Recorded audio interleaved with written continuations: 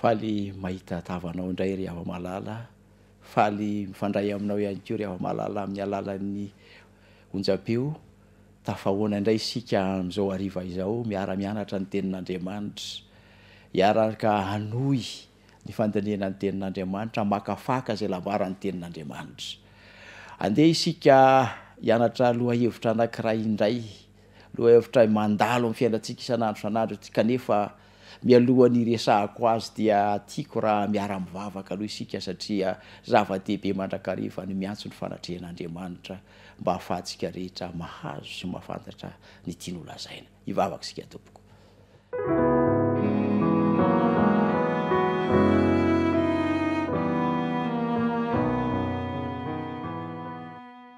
Tomponay io Andriamanitra lehibe sy tsara, misaotra noho ny fahafahanay mbola miaraka toy izao indray hianatra ny teninao. Ampahazavao ny sainay Tompo, ahatonga anay rehetra ahafantatra ny tiana holazaina, ka ahatonga anay tsy voavilivily na voavadika ireo karazan-javatra maro manodidina anay mety ahatonga anay ho ketraka na koa hinohino foana, fa hitoky mandrakariva aminao ilay any Andriamanitra, dia ilay Andriamanitra nahary, namorona ary koa namonjy na dia teo aza ny fahadisoan'ny olombelona. Mitantana anay raha hianatra izany teninao izany izahay amin'ny anaran'i Jesosy. Amen.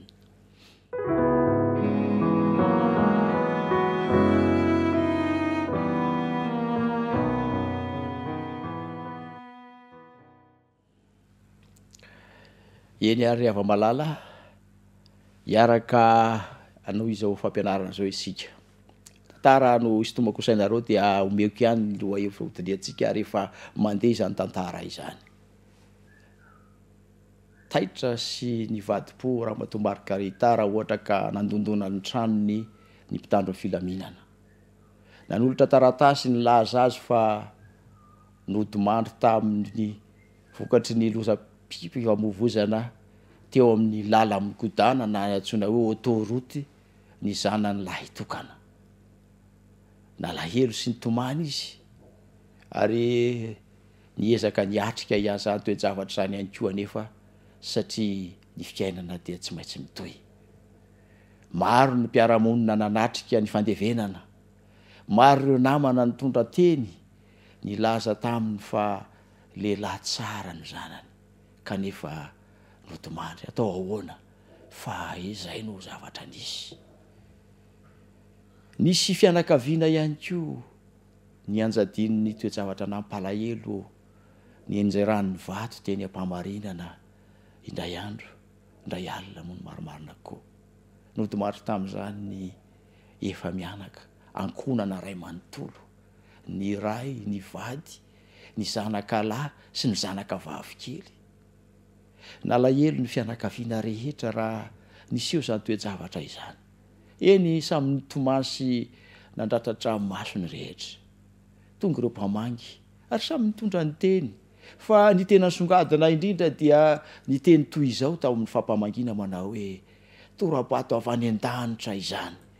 Nisy ihany koa nilaza hoe atao ahoana fa izao ny sitrak'Andriamanitra e. Nisy koa ny teny manao hoe izy no nanome ary izy no naka. Ny fanontaniana manitikitika ny saina dia hoe dia izany tokoa ve? Dia tena sitrak'Andriamanitra tokoa ve ny nahafaty sy ny mahafaty ny olona?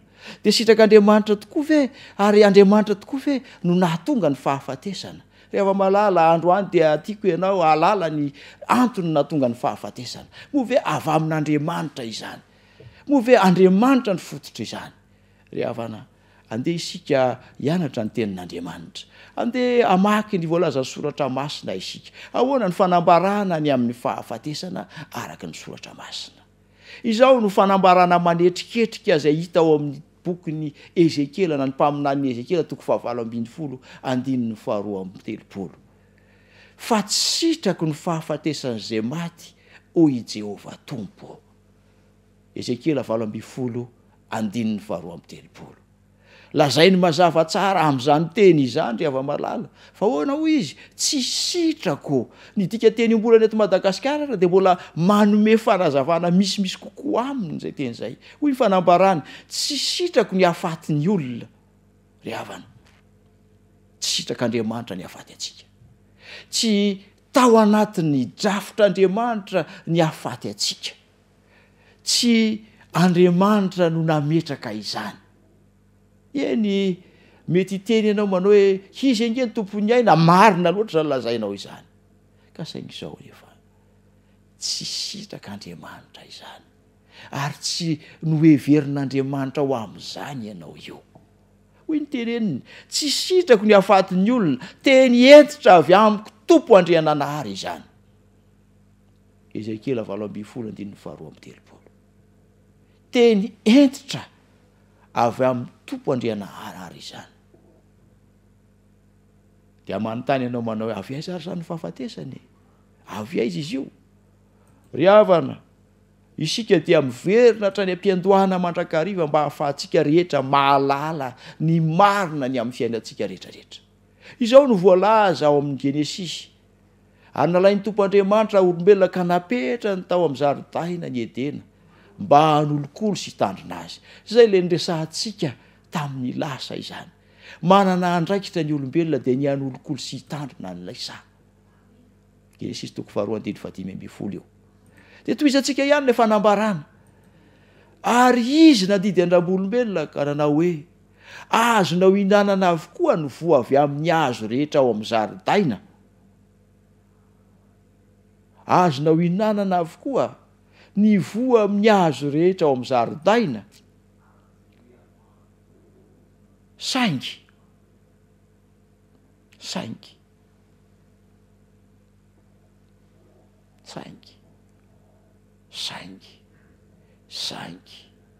misy eto teny lehibe.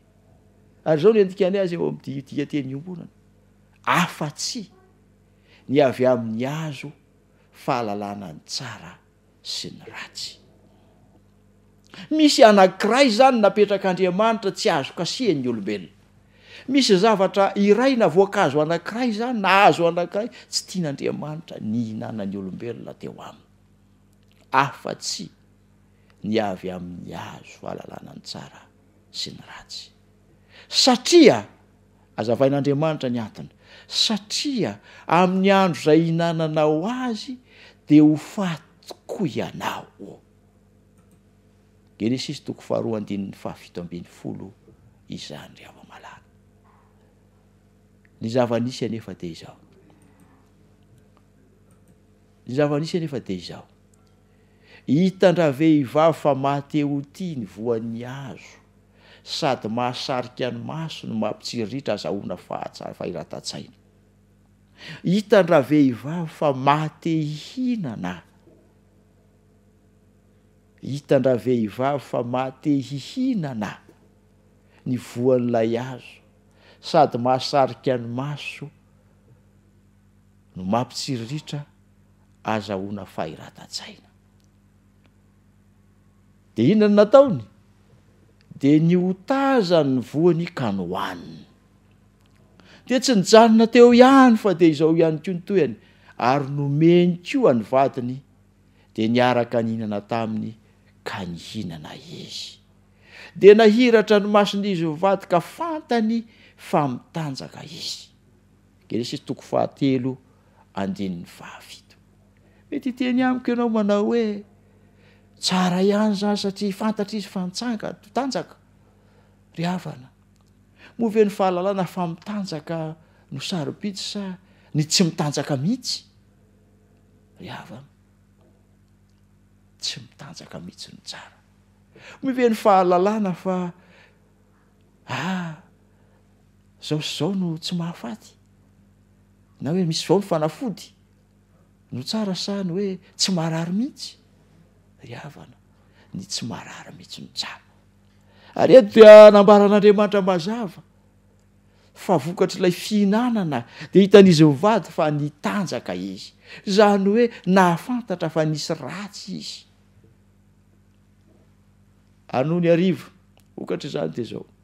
Noho ny hariva dia nandreny feon'Andriamanitra nitsangatsangana teo an-jaridaina izy ka nihery ny tavany tao anaty hazo. Genesisy 3:15.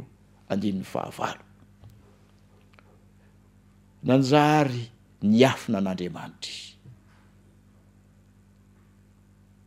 ary dia natsoan'Andriamanitra aiza moa ianao dia namaly manao hoe na eno anao nandeha aho dia niafina satria nitanjaka dia namaly Andriamanitra nanao hoe fa ahoana no alalanao fa mitanjaka ianao ny hinananao va ny voan'ilay azo nandrarako anao tsy hinanana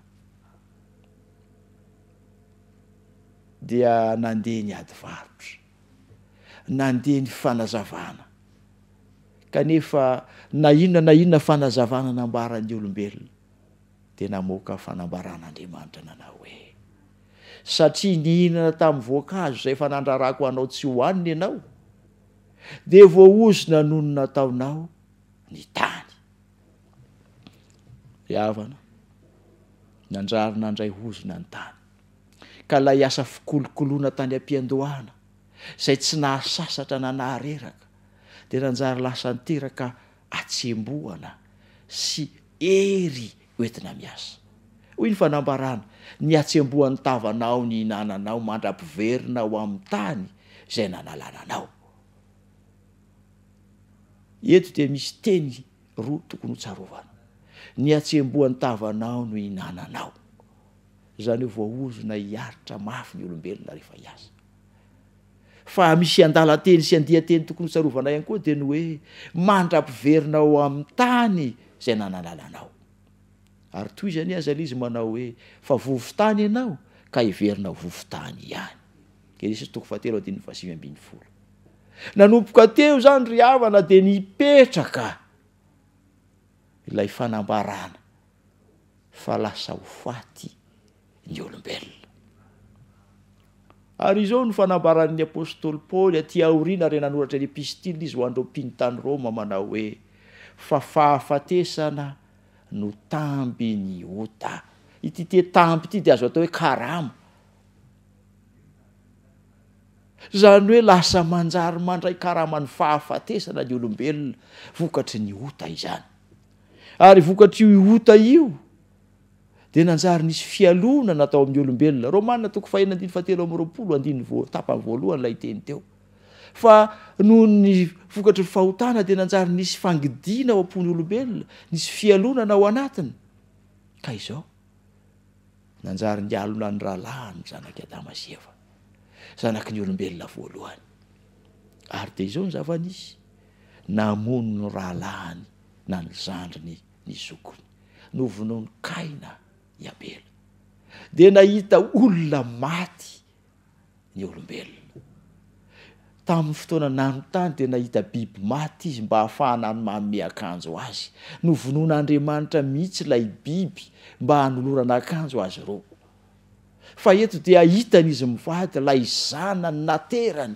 maty ny tsirara tamin'ny tany tsisy fofinaina intsony ry havana nangidy izany mafy izany dia hoy ianao hoe kizy ny nanao zany ko izany ho faty ry hava-malala eno tsara ny fanambarany tenin'Andriamanitra mba hahatonga anao tsy tsara azy ireo tahaka ny dirany ota tamin'ny olona iray ho amin'izao tontolo izao ary ny ota no nidiran'ny fahafatesana ka nahatratra ny olona rehetra ny fahafatesana izany hoe rehefa niditra tamin'ny alalan'ny Adama ny ota dia nanjary nahazo ny tany manontolo ka nahatratra ny olona ny fahafatesana ary dia nahatratra ny olombelona rehetra ny fahafatesana nahatratra asy ianao izany nahatratra ny fianakaviako izany ny fanakavianao izany nahatratra ny olo-tiantsika izany maty satria nahoana satria samy efa nanota izy rehetra Romanina 5:12 samy efa nanota isika mianakavy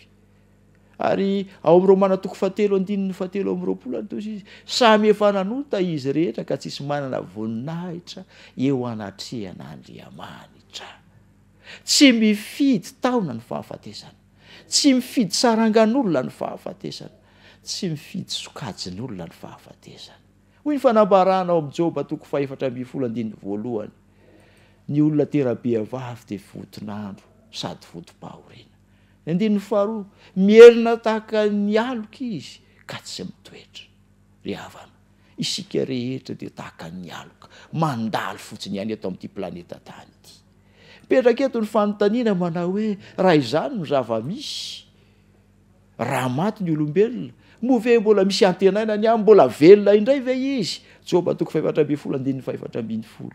Raha maty ny olombelona zay mandalo taka ny aloko, mbola ho velona indray ve izy? Hoy Jesosy manambara. Ary eto no fampanantenana ho aso ho anao. Avy ny andro, aza gaga fa avy ny fotoana zay andrenesan'ny maty any am-pasana ny feon'ny zanak'Andriamanitra. Jaona 5:17.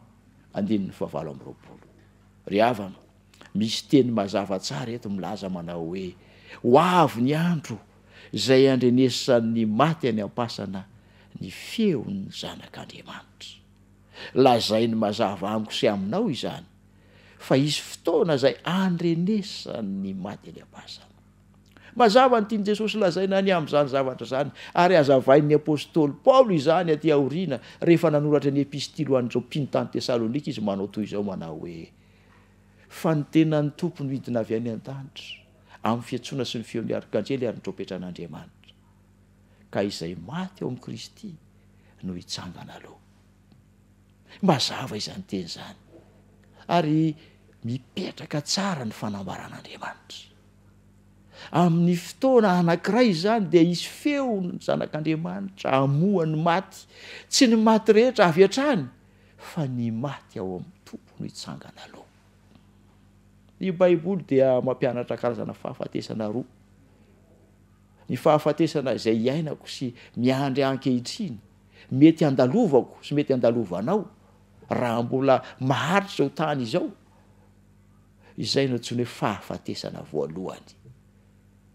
Io fahafatesana voalohany io dia ambaran'ny Baiboly fa horeseny sy le vonin'Andriamanitra amin'ny fananganan'ny Kristy ny maty amin'ny fotoana eviny izany. Fa misy fahafatesana faharoa, ary ty fahafatesana faharoa ty no iantsoan'Andriamanitra amin'izao fotoana izao, iantsoan'Andriamanitra anasy ianao mba tsy hatra aminao. Ilay voalohany zany dia tsy hamiandalo an'izany satria raha tsy tonga ny farany dia mbola isy zany. Fa ity faharoa ty kosa dia irian'Andriamanitra tsy hatra aminao mihitsy. Izao no voasoratra. Korinto 2:2. Sambatra sy masina zay manana anjara amin'ny fitsanganana voalohany, zany hoe ireo hitsangana amin'ny fiavian'i Kristy izany. Ireo tsy hanana ny fahafatesana faharoa fahefana. Misy fahafatesana faharoa zany zay mbola anana fahefana amin'ny taranak'olombelona. Ry havana, tsy tian'Andriamanitra andalo amin'izany fahafatesana faharoa zany ianao. Tsy tiany. Io fahafatesana faharoa dia ho hitantsika amin'ny fotoana manaraka ny ahatonga azy. Fa eto aloha isika dia miresaka ny amin'ny hoe ny fahafatesana tompoko dia tsy sitrak'Andriamanitra. Ary raha andalo amin'izany ianao dia misy vahaolana omen'Andriamanitra anao. Izao no voasoratra amin'ny Jaona 2:20. Jaona 2:20. Hovakintsika amin'ny anaran'i Jesosy izany teny izany mba hahafahantsika rehetrarehetra mahalala ny fanambarana nambaran'i Kristy fony izy tetỳ ambony tany. Izao no fanambarany. Hoy Jesosy tamin'ny anapavin'i Lazarosy io, izao ny fananganana ny maty sy fiainana. Izay mino ahy na dia maty aza dia velona indray. Ry havana, na dia ho faty azy isika dia ho velona indray satria misy ny fitsanganana voalohany. Ary io no iantsoan'Andriamanitra anao. Ary rehefa mandalo io fitsanganana voalohany io dia izao ilazany soratra masina anao, sambatra sy masina ny manana anjara amin'ny fitsanganana voalohany, fa ireo ny tsy mba hanana ny fahafatesana faharoa fahefana. Androany, tian'Andriamanitra ny hananao fahasambarana, hitsangana ianao raha sanatria maty. Tian'Andriamanitra koa ny tsy hahatonga anao ho amin'ny fahafatesana faharoa izay ho resahantsika amin'ny fotoana manaraka. Fa izao hoe tsotra ny teniny aminao androany, tsotra ny zavatra angarahany aminao androany. Lavitra n'Andriamanitra ny anao ratsy. Tsy nataon'Andriamanitra ny olona ka hampanao diaviny azy. Fa izao ny teny taty tsara hoy ty Joba 4:30 ty 10 ty sy faraky amby folo. Lavitra an'Andriamanitra ny anao ratsy. Fa ny nataony olona ihany no ampanotiaviny azy. Mamaly ny olona araky ny lalany avy izy. Joba 4:30 10 sy faraky amby folo. Koa izy aminao ary mifidiana ny fiainana mba ho velona ianao. Mifidiana ny fiainana mba ho velona ianao. Androany indray averiko aminao ty teny eo amin'ny obolana ity manao hoe anaka atolory ihany fonao ary eo ka ny masonao faly mijery ny lalao. Aoka hoendry hiaino ka hitombo saina ary aoko manam-panahy azo fahalalana tsara. Ny tompo ane hitahanao, izy ane ombanao, izy ane hitahiry anao. Andeha hivavaka indray isika amarana izao fotoana androany izao. Andeha ary hivavaka indray isika.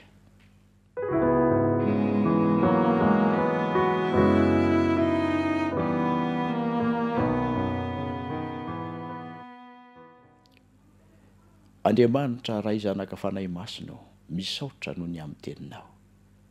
Misaotra satria tsy avelanao tsy hafantatra ny fanirianao izay sy ny fikasanao. Tsy sitraka ao ny hafaty anay, fa ny hahavelona anay tsy hahavelona anay ankehitriny ihany fa ny hahatonga anay ho velona mandrakizay.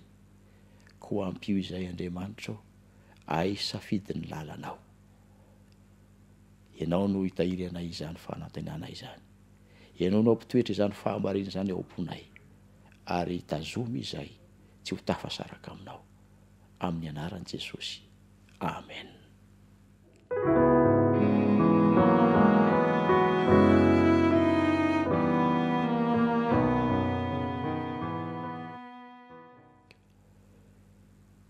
Mametraka ny mandram-piona sy ny mandram-piresaka sy mandram-pitafa ho anareo ry hava-malala. Ny faniriana dia ny tompo no ametraka isan'andro ao am-potsika ny fanantenana ao amin'ilay nahamonjy atsika dia Jesosy izany. Mandram-piona mirary soa ho tahin'Andriamanitra ny isika.